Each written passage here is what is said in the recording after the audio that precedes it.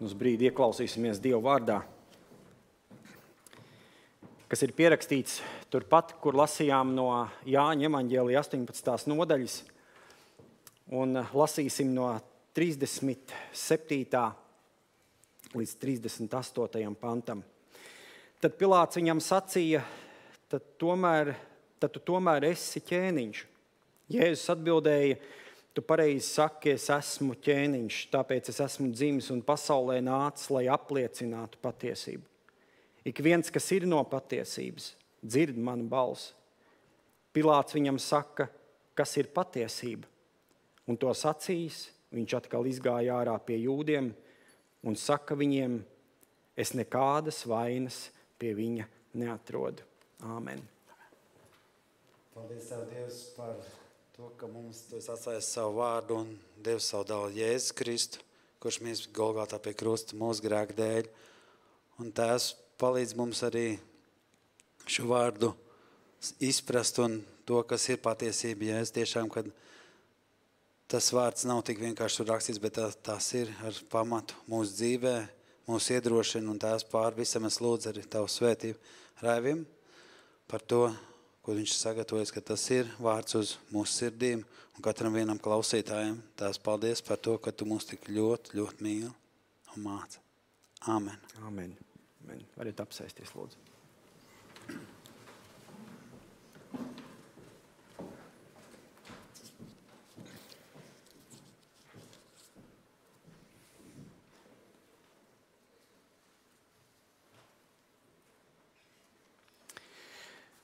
Mēs netuvojamies lieldienu laikam, bet tas teksts mums tāds savdabīgs. Jo tas notikums, kas ir pierakstīts Jāņa evaņģēlijā, tas ir notikums, kas mums atgādina tādas pamatpatiesības. Kaut vai kāpēc Dievs sūtīja savu dēlu, lai glābtu grēcinieku. Un tas, ko Jēzus piedzīvoja, un es iesaku šo notikumu laiku pa laikam pārlasīt mūsu ticības dzīvē, lai vēl vairāk nostiprinātu, kāda cena tika maksāta par tavu un manu dzīvi. Un vēl jo vairāk mazliet pavērot tekstā, kā mans kungs rīkojās, kad viņš tika apmelots. Jums ir viegli paklusēt. Mēs esam te ļoti dažādi. Kādiem pēc dabas ir vieglāk, tos sauc par savaldīgajiem. Es esmu kategorijā nesavaldīgais. Un ticiet vai neticiet, bet es par savu muti esmu ļoti daudz maksājis. Un dažkārt arī turpinu maksāt savu cenu. Bet Jēzus, tad, kad viņu apmeloja, un patiesībā tauta viņu apmeloja, tur nav, ka viens pret tevi saceļās. Tur nav arī, kad 4 pret tevi saceļās. Tur sacēlās vesela tauta pret mūsu kungu Jēzu Kristu. Tad šo notikumu pārlasot, man liekas, ka Pilāts ir tāds vienīgais pie pilna prāta. Jo ja visi viņi tur ir gatavi nomētāt ar akmeņiem un lai tik viņu sit krustā,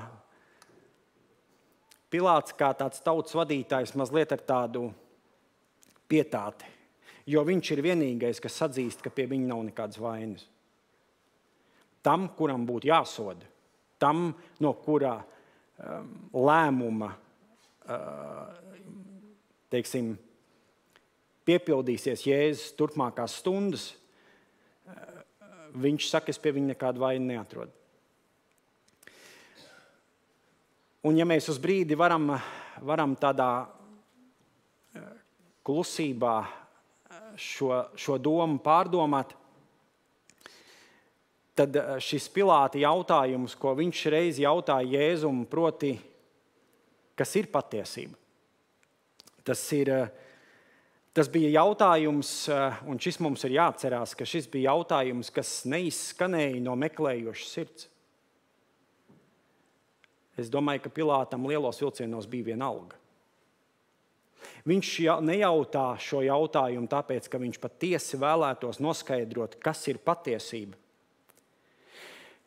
Šis jautājums nāk no nogurušas sirds. Esiet kādreiz jautājuši jautājumus no nogurušas sirds. Arī Dievam tostarp.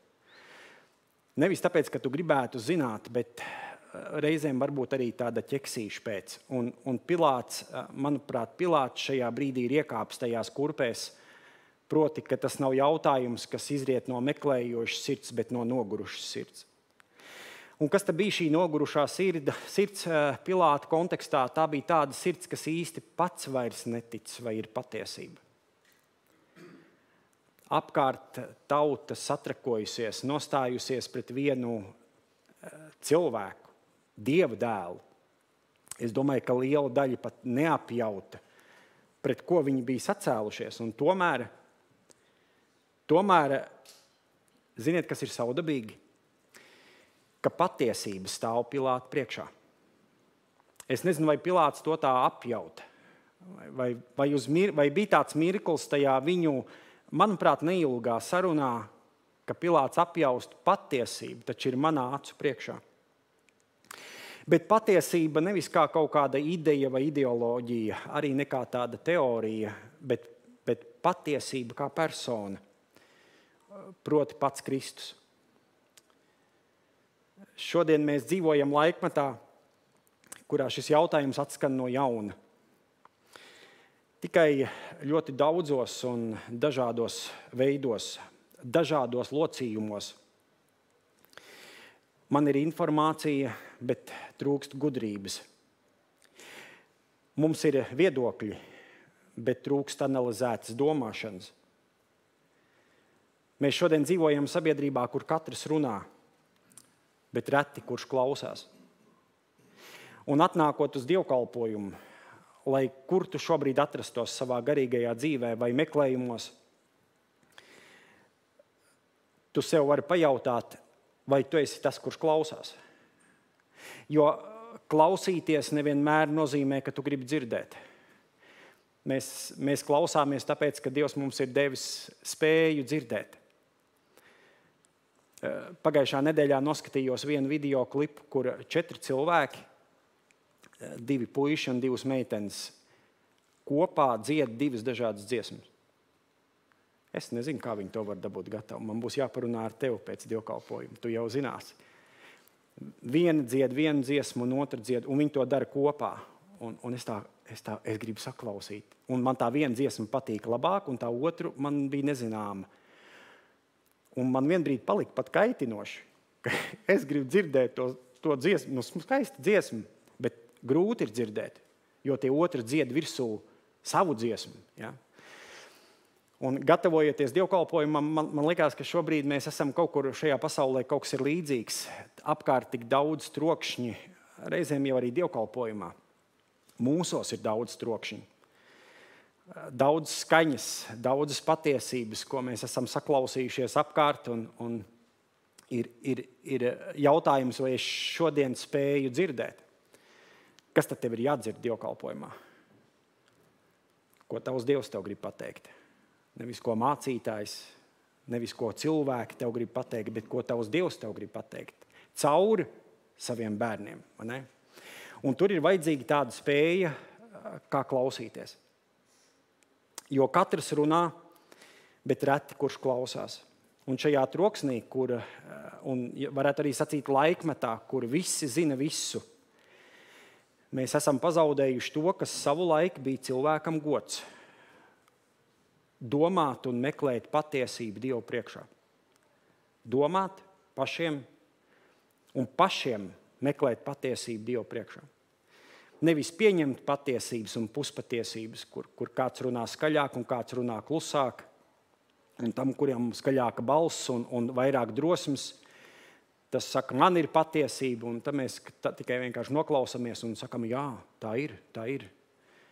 Bet domāt līdzi. Redziet, dažkārt mani mulsina, ka arī starp kristiešiem, un varbūt arī tu esi viens no tiem, kas sastopas ar kristiešiem, kuriem viss ir skaidrs. Mans sprediķis ir domāts kristiešiem. Ne cilvēkiem, kuri kur viņiem kungs Jēzus nav viņu prioritāte šobrīd dzīvē, bet cilvēkiem, kas ar Kristu jau ir staigājuši gadu desmitus, varbūt vairāk. Un tomēr kādā dzīves brīdī ir iezagusies šī doma, kad man ir skaidrs lietas. Skaidrs par Bībeli, skaidrs par ticības ceļu un vēl par ļoti daudzām jomām. Un es arī ticu, ka jūs esat tādi vērotāji un ne aiz sliktiem nolūkiem, jo arī Bībele saka, vērojiet viens otru. Ja? Tas nav tā vērotais aizslēpties aiz aizskara un glūnēt, ko viņš tur dara, ja? bet vienkārši pavērojiet. Un reizēm tie cilvēki jautā jautājums, jeb viņi atbild uz katru jautājumu, bet to, ko viņi ir pārstājuši darīt, viņi vairs nejautā Dievam lielos jautājumus. Viņi atbild uz jautājumiem, bet ir pārstājuši jautāt Dievam. Un kas notiek? Viņi zina pareizās frāzes, bet tajās nav dzīvības. Un tomēr, ja pat apostols Pāvils sacīja, ka mēs visu redzam mīklaini. Esat kādreiz mēģinājuši sapucēties pie speķaina spoguļa. Netīri spoguļi. Tā, ka tur knapi var redzēt. Ziniet, kāds kādreiz bija spogulis Pāvila laikā? Metāls. Nopulēts metāls. Un tur tiešām bija miglaini. Tur varēja redzēt siluetu, un varbūt, ja tu biji tievs, tad bija vajagi tādi. Ja? Bet tā cilvēka tēlu varēja redzēt. Ne tuvu šodien, kā mēs pie tādiem glancētiem, skaistiem spoguļiem tur sukājam matus un piekārtojam krādziņu un kaklu saitīti. Nekas no tā. Bet Pāvils saka, mēs visu redzam mīklaini. Un ja mēs visu redzam šajā pasaulē mīklaini, kā mēs gan varētu sacīt, ka mēs visu zinām? Īpaši par lietām, kas ir saistīts par Dieva lietām, par Dievu patiesībām, par Bībeli. Ja? Jo patiesība nav kaut kas tāds, ko mēs turam savās rokās. Patiesība ir, kas mūs tur savās rokās. Un tur, es domāju, mūs dzīvo Dievu, kas tevi un mani tur savās rokās. Tā ir tā īstā patiesība. Un mēs esam laikā, kur šis pats jautājums, kas tad ir patiesība, atskan vēl skaļāk un drosmīgāk. Mēs piekritīsiet, mēs dzirdam 1000 balsis šodien. Mēs tos dzirdam internetā, mēs dzirdam sociālajos tīklos, mēs dzirdam to televīzijā un pat dažkārt baznīcā. Un katrs saka, kas ir patiesība. Un tā man izjūta ir, ka šis ir tas laiks, kur tik ļoti var nomulst. Es tā kādreiz domāju par tiem kristiešiem, kuri ir tikko ienākuši attiecībās ar Jēzu, kur nav ilgi nokristījušies, kur patiesībā draudzēji būtu jāpalīdz viņiem augt. No tiem, kas ir briedumā jau gadiem ar Kristu, mums būtu jāpalīdz augt tiem, kas vēl ticības dzīvē nav stabili uz savām kājām. Jo ja tev jau ir grūti šajā lielajās patiesības laikmetā, kur ir tik ļoti daudz informācijas, iedomājies par to brāli un māsu, kurš tikko ir spēris savu soli ticībā, cik viņam ir grūti. Uzslēdz vienu YouTube dievkalpojumu vai runātāju, tur saka ar putām uz lūpām, kas ir patiesība. Un viņš atnāk savā draudzē, tur atkal sludina, tad viņš satiekās varbūt skolā ar kaut kādu savu brāli vai māsu, ticības brāli un māsu, tas atkal saka kaut kādas lietas no sevis. Un es domāju, mēs piedzīvojam laiku, ļoti var apjukt, ļoti var nomaldīties no patiesības. Mēs lasām un klausāmies, bet beigās var palikt tikai troksnis.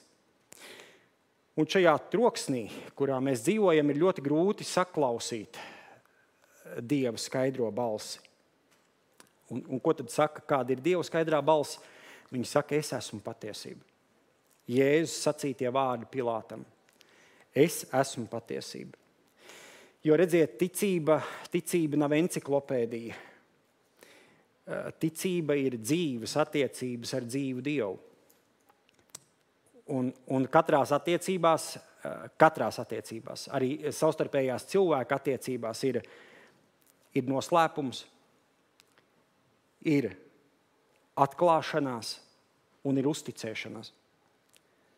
Nevis tikai pareizas atbildes. Jo Kristus nekad nav meklējis perfektus skolotājus, skolniekus. Bet tas, ko Kristus ir meklējis un ko viņš joprojām meklē cauri visām draudzēm, pāri visai Latvijai un pasaulē, viņš meklē pazemīgus sekotājus. Un Mateja evaņģēlijā Kalnas prediķī Jēzus saka šos vārdus: svētīgi garā nabagi, jo tie pieder debesu valstību.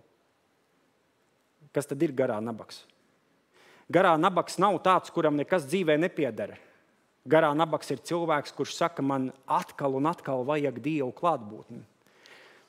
Man atkal un atkal ir vajadzīga Dieva gudrība. Man ir vajadzīgs viņa padoms katru dienu. Tāds ir garā nabaks cilvēks. Garā bagāti ir tie, kuriem viss ir skaidrs. Kuriem vairāk nav jautājumu, ko jautāt. Kuri zina visas atbildes. Tie ir cilvēki, kuri novelk robežas tur, jeb noliek punktu tur, kur Dievs ir nolicis komatu. Un mēs uz brīdi pakavēsimies pie šī teksta, lai, ko es ceru, kas prediķa beigās mums kaut kādas lietas iespējams kļūs mazliet skaidrākas, jo es arī nezinu visu patiesību. Ja jūs šajā rītā uz manīm skatāties, kurš ir sagatavojis teoloģisku, pareizu, akadēmisku runu, kas pieliks punktu, kas ir patiesība, jūs visi aiziesiet vīlušies no šejienes. Es joprojām pats meklēju atbildes. Dievs man noliek tādās situācijās, kur es ņem apakaļ vārdus, ko es kādreiz savā pārgalvībā esmu sacījis. Ļoti piesardzīgi. Ļoti piesardzīgi. Jo reizēm ir vērtīgi jautāt, vai mana patiesība, un es tagad runāju par sevi, vai mana patiesība nav palikusi pārlieku vērtējoša un neiecietīga. Tu esi empātisks cilvēks. Tev ir empātijas pret otru cilvēku. Varētu arī sacīt, ka tu esi žēlsirdīgs. Tev ir kaut kāda žēlsirdība pret, paņemsim nost kristiešu. Paskatīsimies uz pasauli. Cilvēki, kas iet pazušanā, cilvēki, kuriem Kristus nav kungs. Vai mēs šodien kristīgās draudzes skatoties tur uz viņiem, varam ar tādu empātiju uz viņiem paskatīties un pateikt, nevis ar tādu, jo ziniet, kā reizēm mēs kristieši daram, mēs tā, tie jau ir tie, kas ir bez Dieva. Man liekas, tāda mazliet ironiska paņirgāšanās, piekritīsiet, jā? Jo tad, kad mēs to sakām, redziet, viņi tur bez Dieva, bet kur tad ir tava drošība, ka tu esi ar Dievu? Tāpēc, ka tu esi baznīcā? Tāpēc, ka tu esi kādreiz dzīvē kristījies? Tāpēc, ka tu lasi Bībeli? Tas ir apstiprinājums, ka tu esi ar Dievu? Tiešām? Ko tad sacīt par farizējiem? Kurš no mums var pateikt, ka farizēji bija bez Dievu? Man patīk farizēji. Viņi, mīļie draugi, viņi tā varēja arī galvu nogriezt patiesības dēļ. Viņi bija mācīti vīri, gudri vīri, kas bija studējuši rakstus tajā laikā 5 storas grāmatas. Par ko tad viņi cīnījās? Vai viņu cīnīšanās pret Jēzu bija kaut kas ārprātīgs? Nē. Viņi cīnījās par to, ko sentēvi viņos bija likuši, tās vērtības iekšā. Sabatā nevarēja pārvadāt kravu. Ja. Kravu uzsēja ap roku. Tā bija rota. Tā vairs nebija krava. Ja. Bija 10 likumi, viņi vēl bija izdomājuši likumus, bet viņiem sirds dega dēļ Dieva, bet ne dēļ Dieva dēla. Un Jēzus viņiem nāk, un tā kā Jēzus pret viņiem izturās, es reizēm esmu lasījis, klausieties, reizēm jūs mācītājs ir lasījis Bībeli, un pamanījis, un es saku, Jēzum vispār nebija nekādas empātijas. Viņš jūs oģu dzimums, jā, tur. Jānis Kristītājs, kā izturējās pret viņiem. Bet kādos brīžos, un Nikodējums ir viens no tiem, kas naktī nāk pie Jēzus. Esat kādreiz domājuši, kāpēc Nikodējums nāca naktī pie Jēzus? Kāpēc nevarēja nākt pa dienu, ka saule spīd? Mana versija. Man ir 2 versijas. Vai nu viņš bija ļoti aizņemts, kad vienīgais brīvais laiks bija naktī, bet tā otra versija man ir tā, kad, lai viņu neizslēgtu vispār no draudzes ārā, ka viņš nāca pie Jēzus meklēt patiesību. Tāpēc viņš nāca naktī, lai neviens viņu neredz. Pakluso, zagās pie Jēzus. Jo, ziniet, kas ir interesanti, Jēzus nekad nevairījās no realitātes. Mans kungs grēku sauca par grēku. Viņš bija viens no vīriem, viens no drosmīgākajiem sludinātājiem, kāds jebkad pasaulē vēl sludinās. Nebūs vairāk tādi, kādi bija Kristus. Viņš sauc lietas īstajos vārdos. Grēks bija grēks. Un tomēr viņš palika žēlsirdīgs. Jēzus saka, ko mācīties no viņa? Es esmu no sirds pazemīgs un žēlsirdīgs. Mācieties no manis pazemību un žēlsirdību. Viņš saskatīja cilvēkos ne tikai kļūdas, bet kad pie viņa tika atvest laulības pārkāpēji, viens dzīves pabērns, kur es ticu tajā viņas dzīves audeklā, bija tik ļoti daudz stāsti. Un viņi bija pieķerti ar vienu vīrieti pārkāpjot laulību, tad viņas tur atvelks sinagogā, kādreiz sēdēja aplī. Un kad Jēzus gāja sinagogā sludināt, viņš to no centra darīja. Un aplī tur tie visi skatītāji un farizēji un rakstu mācītāji. Un tur tā nabaga sieviete. Viņas dzīves vienā tumšākajā brīdī, tad, kad ir vajadzīgs atbalsts un varētu sacīt, viņi varbūt pie sevis domāja, tā ir mana spekulācija šobrīd, viņi varbūt pie sevis domāja, 5. reize jau, Dievs, kas ar manu dzīvi notiek? Un tagad viņi tiek nostatīta uz ceļiem šādi. Uz ceļiem. Un apkārt viņai ir tiesājoši cilvēki. Jēzus viņai saka, es tev nepazudinu. Jēzus viņai atgādina šos vārdus, es tev nepazudinu, bet ziniet notikumu, kas bija pirms? Jēzus saka, kurš ir gatavs mest akmeni pirmais, lai met? Un viņi visi nomet akmeņus un aiziet, un Jēzus viņai saka šos vārdus. Es ticu, šie vārdi, ko viņš teica šai sievietei, ir bijis arī jauns sākums tavā dzīvē. Tad, kad tev cilvēki ir pagriezuši muguru, mēs varētu sacīt bez empātijas. Tur Jēzus saka, ej un negrēko vairāk. Viņš viņus neatlaida tā. Es tev, mīļā māsiņa, piedodu grēkus, tad dodies tikai ceļā. Sameklē vēl 5, ar ko pārkāpt laulību. Nē. Viņš saka, ej un negrēko vairāk. Tas nozīmē, ka Jēzus viņš bija neiecietīgs pret grēku, bet žēlsirdīgs pret grēcinieku. Un mēs to šodien esam pazaudējuši. Kristīgās draudzes, kristieši viennozīmīgi. Mēs esam neiecietīgi pret grēku un neiecietīgi arī pret grēciniekiem.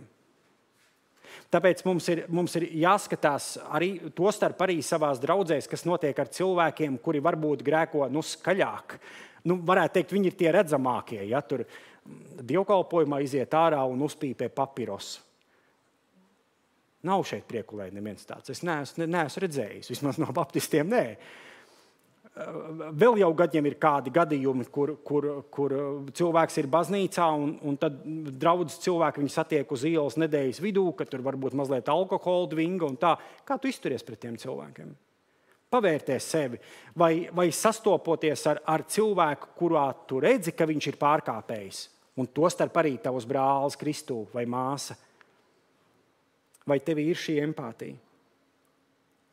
Mēs dzīvojam sarežģītā laikā, es to pasaku pēc iespējas tā maigāk, sarežģītā laikā.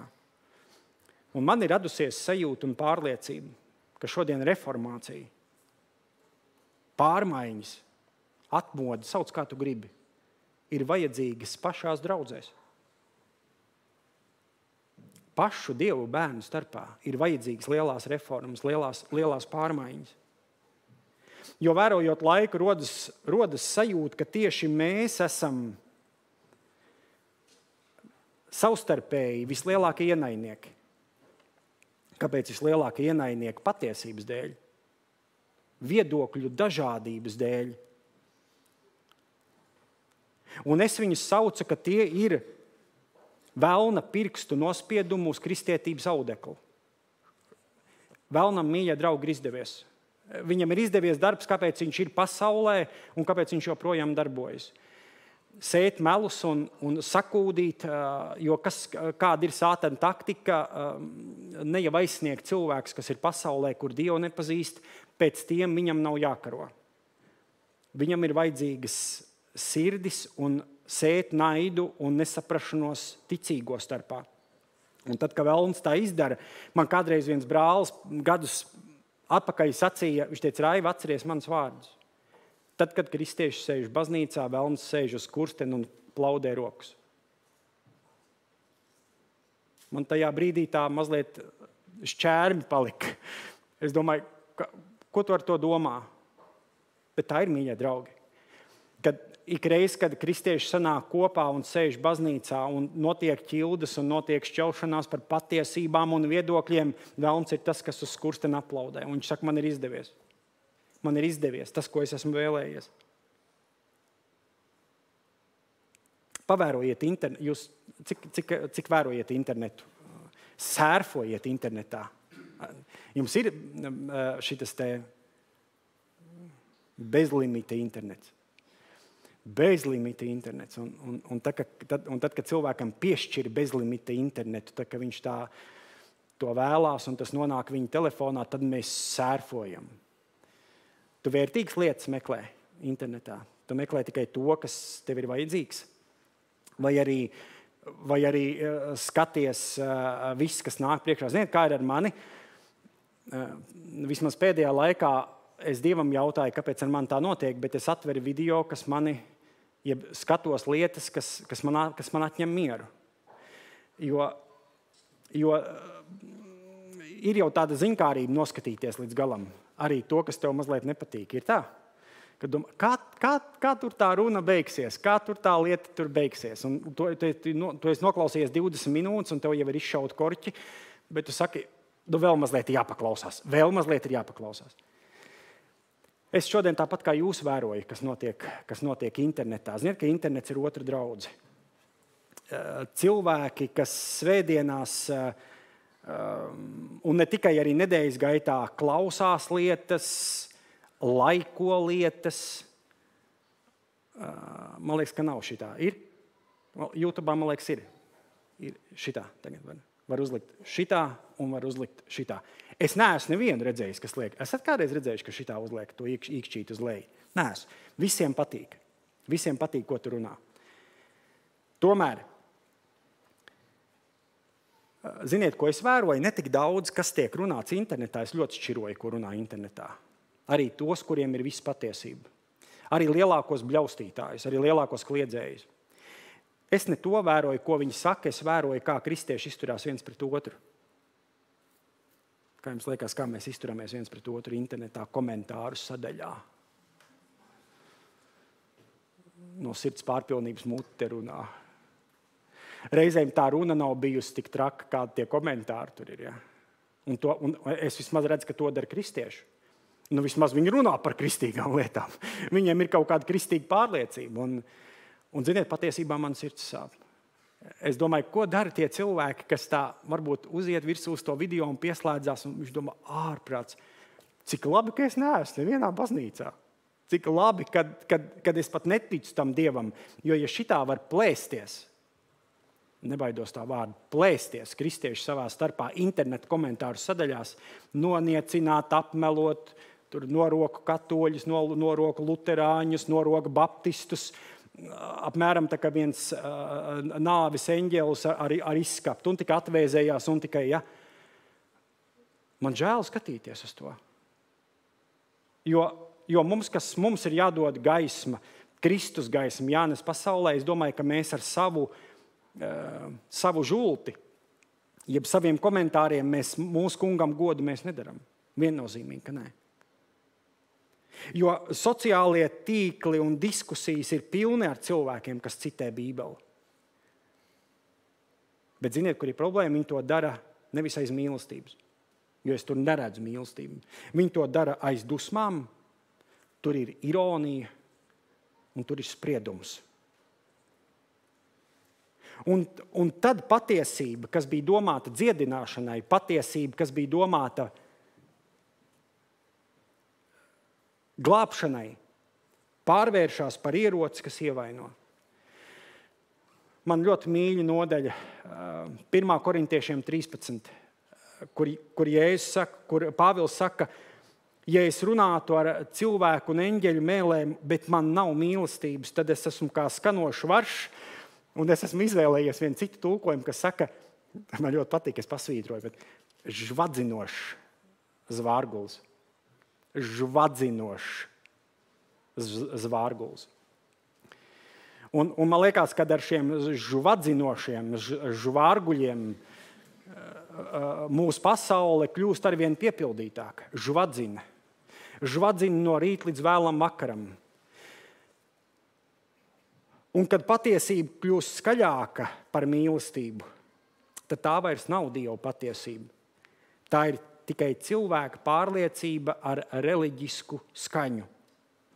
Un ja mana patiesība, un tu būs brīdi var ieklausīties, ja mana patiesība, tu arī var teikt par sevi, ja mana patiesība otru cilvēku pazemo, tā vairs nav patiesība. Ja mūsu patiesība citus padara mazākus, bet mani padara lielāku, tā vairs nav patiesība. Ja mūsu patiesība cilvēkiem atņem cerību, nevis to dāvā cilvēkiem, tā vairs nav evaņģēlija patiesība. Ja mūsu patiesība aizver durvis, nevis tās atver, mēs esam pazaudējuši ceļu. Jo atziņa dara uzpūtīgus, bet mīlestību ceļu. Tāpēc patiesības pārbaudas jautājums nav, vai man šodien ir patiesība, bet gan vai manas darbības un vārdi atspoguļo manu kungu. Jo patiesību šo atcerēsimies mūžīgi. Ka patiesība, kas nāk no Kristus, vienmēr būs pazemīga. Pazemīga. Jo arī Kristus patiesība zina, ka mēs redzam neskaidri. Tā nesaka, es visu zinu, bet gan es paļaujos uz to, kurš visu zina. Un šī pazemība nepadara patiesību vāju, tieši otrādi, tā to padara dziedinošu un drošu. Kad Pilāts jautā Jēzum, kas ir patiesība, es jau teicu, sākumā atkārtošos, patiesība klusēja. Ziniet, es uz brīdi apstājos, lai padomātu par Jēzus, tāpat nebija atbildi. Jo reizēm mums jau liekas, ka atbildi ir vārdos izsacītos, bet Jēzus nepateica nevienu vārdu, viņš klusēja. Es domāju, kāpēc Jēzus klusēja? Vai tas nebija brīdis Jēzus dzīvē, kur viņam būtu bijis tā kā jāpastāv, jāizstāvās mazliet? Jo tūlīt tev piesitīs krustā, draugs mīļais, vai ej uz visu banku un dara kaut ko, vai ciet. Bet ziniet, kā es nonācu pie tādas vienas atziņas, ka patiesībai nekad nav bijis jāpierāda sevi ar vārdiem. Patiesībai, kas ir mans kungs, viņai nekad nav bijis jāpierāda sevi ar vārdiem. Patiesība, un šobrīd es domāju Jēzus sacīto patiesību, tā nekad nestāv tribīnē. Īstā patiesība nekad nerīko kampaņas, īstā patiesība nekad neuzspiež sevi citiem ar varu. Patiesība ir. Un es domāju, ka šeit mēs būsim vismaz vienā punktā viensprāts, ka patiesība ir un vienīgi paliks Kristu Jēzu. Kurš pats ir teicis šos vārdus, es esmu ceļš, patiesība un dzīvība. Un redziet, varbūt tieši šis klusums bija tāda vislielākā atklāsme. jo tajā Jēzus parāda, ka patiesība nav ideja, kuru ir jāpierāda, bet dzīve, kuru ir jādzīvo. Jo, kad patiesība kļūst par dzīvesveidu, tad patiesība vairs nekliedz, bet patiesība maina. Un viņa ir izmainījusi tevi un mani. Nevis kliedzoša patiesība, bet patiesība, kas ir kļuvusi par dzīvesveidu. Mums ir jāatzīst, ka mēs dzīvojam laikmetā, kurā katrs vēlas būt dzirdēts, kuram skaļāka balss, tas bieži tiek uzskatīts par uzvarētāju. Bet Jēzus klusums Pilāta priekšā ir izaicinājums. Proti, uz brīdi pieļauj domu, ka īstā patiesība iespējams šodien nevis skaļi runā, bet klusē. Kāpēc? Lai mēs pārdomātu, cik daudz mūsu patiesības, tostarp mūsu egoisms, mūsu lepnums, vai vēlmes pierādīt sevi mājo mūsos katrā. Ļaujiet man pajautāt mazliet tādu provokatīvu jautājumu jums un arī sev. Vai tu esi cilvēks, kas domā? Vai tu šodien esi cilvēks, kurš domā? Ziniet, ka cilvēki šodien vairs neko nešķiro. Vairums. Uzsūc, kā tādi mazi sūklīši. Bērniņš līdz 5 gadu vecumam esot kā tāds sūklītis, kurš sūc un vēro visu, ko viņa mamma un tētis dara. Pat arī muļķības. Jūs esat viena no tiem, kuriem muļķības pielīp ātrāk nekā labas lietas. Kurš tev te atzīsies tagad? Jā. Bet cilvēku uzsūc šodien, nešķirojot informāciju. Uzsūc lietas, kas skaļi tiek pausti kā patiesība. Jo, redziet, mēs dzīvojam laikā, kurā vieglāk ir dalīties ar viedokli, nekā to pārdomāt. Daudzi vairs neuzdod jautājumu, vai tas, kam es ticu, atbilst Dieva patiesībai. Viņi tikai meklē to, kas saskan ar viņu pašu sajūtām vai ar viņu pašu taisnību. Un te atklājās atšķirības starp domāšanu un aklu uzticēšanos. Domāšana prasa laiku, pazemību un gatavību pārbaudīt. Tā prasa klusumu, to pašu klusumu, kurā mūsu kungs klusēja attiecībā pret Pilātu. Bet akla uzticēšanās. Jūs zināt vispār, no kā nāk tāds jēdziens kā akla uzticēšanās? Informācijai, cilvēkiem. Tā nāk no bailēm kļūdīties. Tā dzimst no bailēm palikt vienam, neiederēties šajā pasaulē un sabiedrībā. Un tāpēc cilvēki pieķerās patiesībām, kas viņiem šķiet drošas, bet viņi netiek vesti tuvāk Dievam, īstai patiesībai. Šodien ir daudz patiesības paudēji, interneta mācītāji, ideoloģiski ietekmētāji, garīgi autoritāšu tēlotāji. Viņi runā pārliecinoši, bet vai viņi visi ir svētā gara vadīti? Šis ir ļoti bīstams laiks, trokšņa laikmets, kurā var pazaudēt īsto patiesību, Kristu. Un varbūt tieši tāpēc, ja tu kādreiz esi savā ticības dzīvē jautājis, kāpēc es piedzīvoju brīdi, kurā Dievs klusē, jo mums ir tāda pārliecība, ka Dievs atbild uz visām mūsu lūkšanām. Un Dievs dzird visas lūkšanas. Bet kāpēc šobrīd manā dzīvē ir klusuma periods, kad Dievs neko nesaka? Ir klusums. Mēs ticam, ka Dievs atbildēs. Un es ticu, ka pienāks brīdis, ka Dievs arī atbildēs. Bet kāpēc Dievs ļauj piedzīvot klusuma posmus? Es tev varu pateikt, kāpēc. Lai mēs iespējams iemācītos domāt. Analizēt. Ne tikai saskatīt un sadzirdēt, bet domāt un analizēt. Lai mēs nepaļautos uz skaļiem patiesības paudējiem, bet meklētu to, kas ir patiesība. Lai mēs neatkārtotu frāzes, bet pārbaudītu garus. Atcerieties, ko Pāvils māca. Neticiet katram garam, bet pārbaudiet, vai tie ir no Dieva. Ziniet, kas ir interesanti, ka patiesība nekad nebaidās no pārbaudas. nekad nav baidījusies no pārbaudas. Bet cilvēks, kurš tikai dzīvo no viedokļiem vai nemeklē patiesību, viņš tikai atkārto citu cilvēku sacīto. Noslēgumā. Pilāts viņam, tas ir Jēzum, saka, kas ir patiesība. Un to sacījis, viņš atkal izgāja ārā pie jūdiem un saka viņiem, es nekādas vainas pie viņa neatrodu. Redziet, Pilāts izteica neapzinoties pravietisku atziņu. Proti viņš skatījās patiesībai acīs, un kaut arī to viņš nespēja atzīt.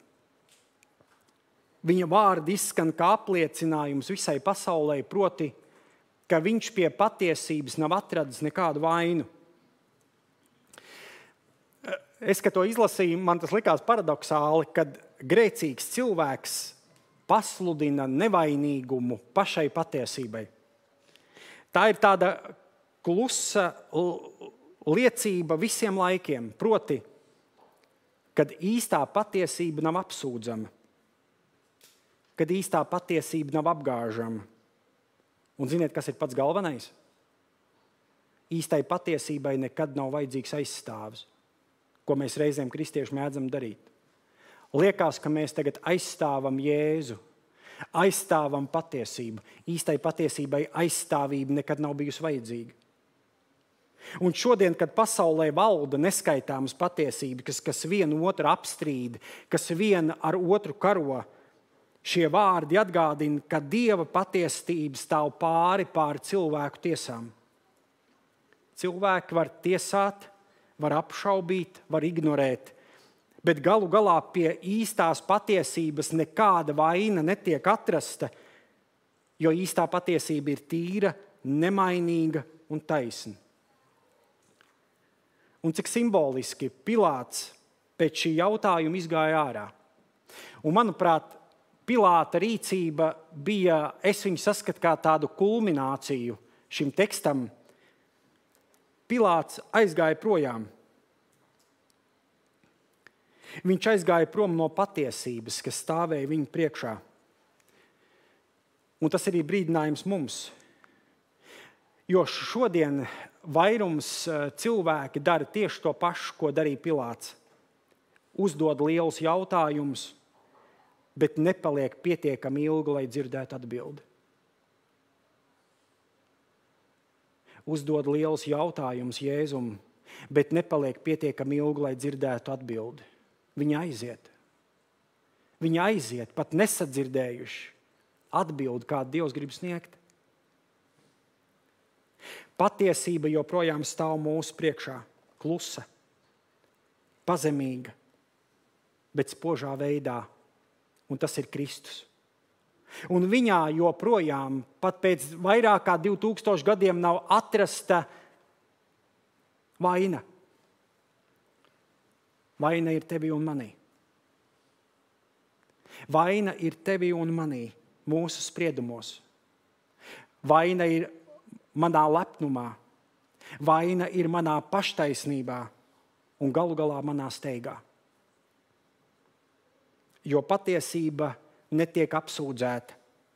Patiesība tikai nesaprot. Bet tiem, kas to atzīst, patiesība kļūst par brīvību. Un vai tev šodien pieder šī brīvība? Jo brīvība nav, ka mēs šodien varam darīt visu, kas mums patīk, maskējoties aiz vārdu Jēzus. Vispirms brīvība ir atbildība kristietim.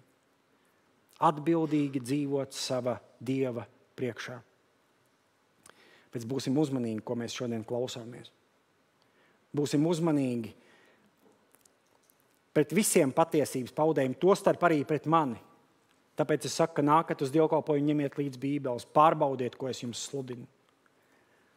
Aiziet mājās un klusībā pasēdiet un pārdomājiet sacītos vārdus.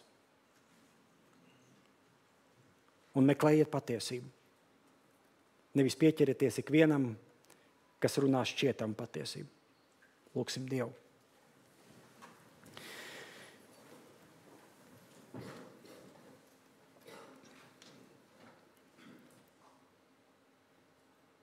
Paldies, dārgais debes Tēvs, par šo brīdi, ka mēs varējām pabūt pie Tava vārda. Paldies, Tēvs, ka Tavs vārds joprojām mums skaidro lietas. Paldies, Tev, debes Tēvs, ka Tavs vārds joprojām mums atklāja lietas. Bet paldies Tev, Tēvs, arī par tiem brīžiem, kur Tavs vārds neko nepaskaidro un neko neatklāja. Ka Tavs vārds, lasītais un dzirdētais vārds mūs dažkārt notur uz vietas mūsu dzīvē, tādā klusuma periodā, kur mums ir vajadzīgs ilgāks laiks, lai sadzirdētu Tavu balsi, bet vispirms jau, lai norimtos, lai apklustu mazliet no tiem trokšņiem, kas mums ir bijuši apkārt, kas nevis ir nesuši un sējuši žēlsirdību. Tie nebūtu nav vairojuši empātiju kristiešos, vai pazemīgumu, vai vairāk piedošanas, vai garīgu izaugsmu, bet tie ir sējuši naidu, šķelšanos.